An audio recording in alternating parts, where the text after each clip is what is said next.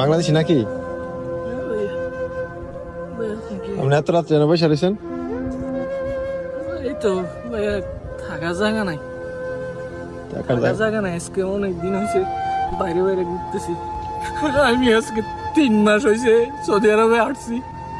দালালে আইনা আমারে কাজও দেয় না, কিছু না। এক জায়গায় কাজও গেছি, 1 মাস হয়েছে কামের টাকাও দেয় না। এখন একজনের রুমে থাকতাম, খাইতাম, বার করে দিছে ভাইয়া।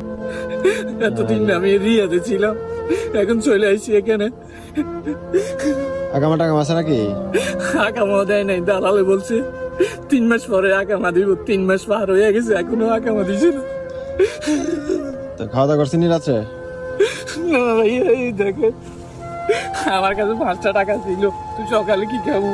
দেখেন কবুজ ভাইয়া, একটা কবুজ খাইছি আর এই কটা কবুজ রাখি রাখছি, শক্ত হয়ে গেছে ভাইয়া গরমের মধ্যে। তো আপনার কাইন্দেন না